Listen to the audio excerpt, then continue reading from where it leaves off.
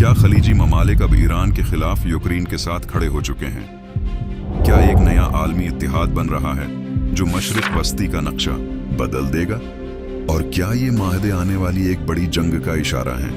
सच जानने के लिए वीडियो आखिर तक देखें। यूक्रेन के सदर वोलोदिमीर ज़ेलेंस्की ने अहम दिफाई मुआहिदों पर दस्तखत कर दिए हैं जिनका मकसद मीज़ाइलों और ड्रोन हमलों का मुकाबला करना है। खास तौर पर ईरान के शाहिद ड्रोन्स के खिलाफ जदीद दिफाई निज़ाम तैयार किए गए हैं। ये ऐलान ऐसे वक्त में सामने आया है जब खलीजी ममालिक ईरान के बढ़ते हुए असर और रसूख पर शदीद तशवीश का इजहार कर रहे हैं। ईरान के शाहिद ड्रोन्स ने हालिया बरसों में आलमी सतह पर अपनी ताकत मनवाई है। ये ड्रोन्स कम कीमत लेकिन इंतहाई मुअस्सिर हैं जो यूक्रेन जंग में भी इस्तेमाल हो रहे हैं। अब यही खतरा खलीजी ममालिक के लिए भी एक बड़ा चैलेंज बन चुका है।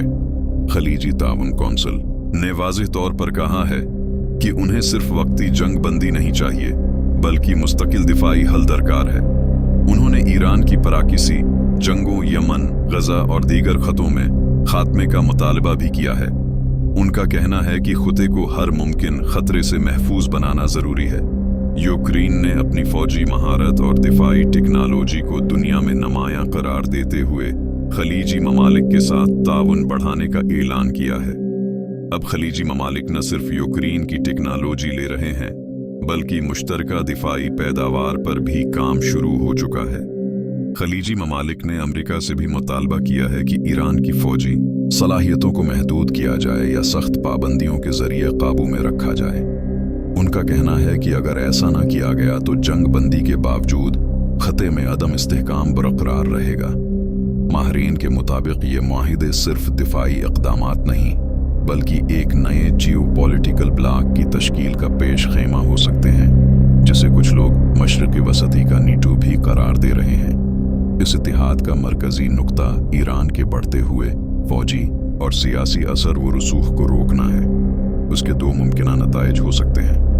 पहला ये कि ईरान खुद को घरा हुआ महसूस करे और मजीद जारहाना पॉलिसियां अपनाए जिससे खते में एक बड़ी जंग का खतरा बढ़ जाए। वो अपने इत्तेहादियों जैसे रूस और चीन के साथ मिलकर इस नए ब्लॉक का मुकाबला करने की कोशिश कर सकता है। दूसरा इम्कान ये है कि ये दिफाई इत्तेहाद ताकत का एक नया तवाजुन कायम करे जो ईरान को मुज़ाकिरात की मेज पर आने और अपनी पराक्सी सरगर्मियों को महदूद करने पर मजबूर कर दे।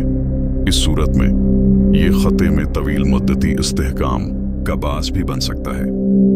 अमेरिका और मगरबी ममालिक इस इत्तेहाद की खामोश हमायत कर रहे हैं क्योंकि ये उनके मफादात से हम आहंग है, लेकिन रूस और चीन उसे अपने असर व रसूख के लिए एक चैलेंज के तौर पर देख सकते हैं जिससे आलमी ताकतों की कशमकश मजीद गहरी हो सकती है।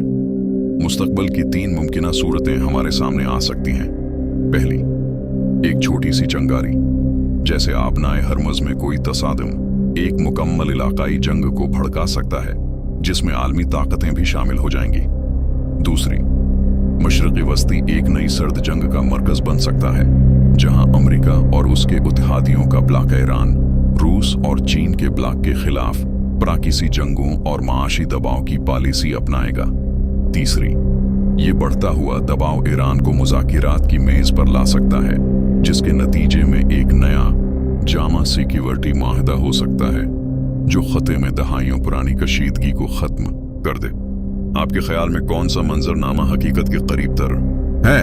क्या ये इत्तेहाद अमन लाएगा या जंग? अपनी राय कमेंट्स में जरूर दें और ऐसे ही अहम तज्जियात के लिए चैनल को सब्सक्राइब करें।